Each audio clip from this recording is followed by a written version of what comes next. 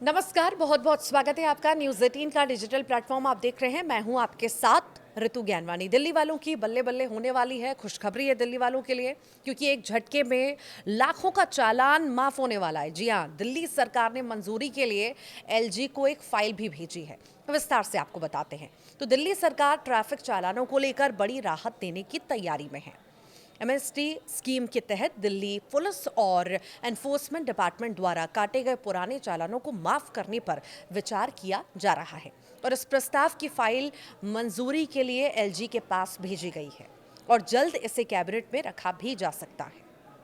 दिल्ली सरकार ट्रैफिक चालानों को लेकर एक बड़ी राहत देने की दिशा में कदम बढ़ा रही है। सरकार एमनेस्टी स्कीम के तहत दिल्ली पुलिस और एनफोर्समेंट डिपार्टमेंट द्वारा काटे गए पुराने ट्रैफिक चालानों को माफ करने पर गंभीरता से विचार कर रही है। सूत्रों के मुताबिक इस प्रस्ताव से जुड़ी फाइल उपराज्यपाल यानी एलजी के पास मंजूरी के लिए भेजी जा चुकी है और जल्द ही इसे दिल्ली कैबिनेट की बैठक में रखा जा सकता है। अगर कैबिनेट से हरी झंडी मिलती है तो लाखों वाहन चालकों को बड़ी राहत मिल सकती है।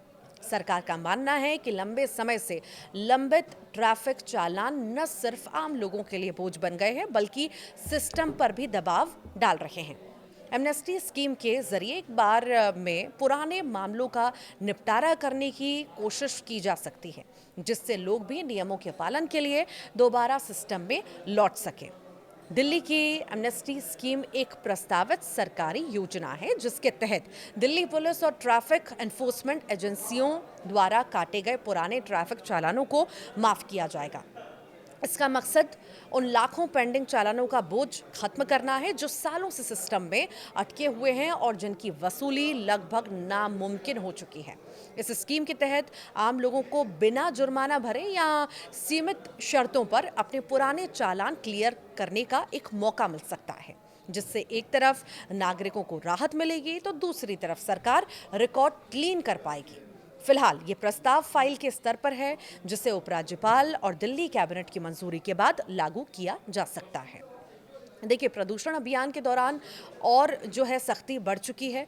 हाल के दिनों में दिल्ली में वायु प्रदूषण को लेकर सरकार ने रफ्तार और सख्ती दोनों बढ़ा दी थी। संयुक्त निगरानी अभियान के तहत ट्रैफिक पुलिस, नगर निगम, डीपीसीसी और बाकी एजेंसियों ने मिलकर बड़े पैमाने पर कार्रवाई की। एक ही दिन में 11,776 वाहनों के चालान काटे गए, जिसमें साफ हुआ कि नियमों को लेकर जीरो टॉलरेंस की नीति अपनाई गई थी। सिर्फ ट्रैफिक ही नहीं बल्कि धूल और कचरा नियंत्रण पर भी एक साथ काम हुआ है। सरकारी आंकड़ों के मुताबिक 12,164 मीट्रिक टन कचरा उठाया गया ताकि लैंडफिल और खुले कचरे से उड़ने वाली धूल को कम किया जा सके। सड़क की धूल को नियंत्रित करने के लिए लगभग 2,068 किलोमीटर सड़कों की मशीनों से सफाई की गई और 1,830 किलोमीटर सड़कों पर पानी का छिड़काव भी कराया गया।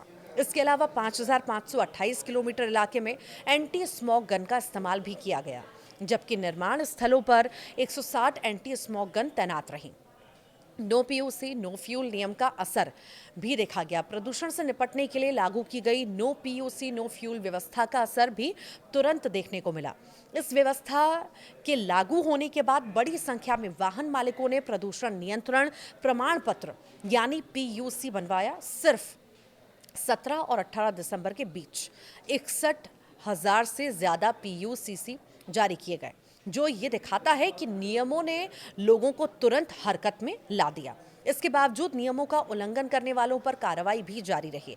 पहले 24 घंटे में ही 3,746 वाहनों के चालान काटे गए। दिल्ली के सभी प्रमुख बॉर्डर पॉइंट्स पर सघन जांच की गई, जहां करीब 5,000 वाहनों को रोका गया।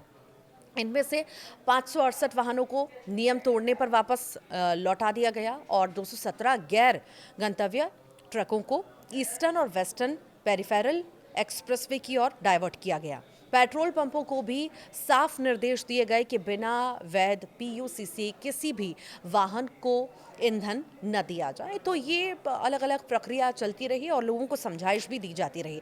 पर अब जो खास फैसला है, खास फाइल है, वो एलजी के पास जा चुकी है। वो है आपके चालानों की। वो चालान माफ़ होने की शायद एक प्रक्रिया शुरू हो चुकी है, या हम कहें एक पहल की गई है।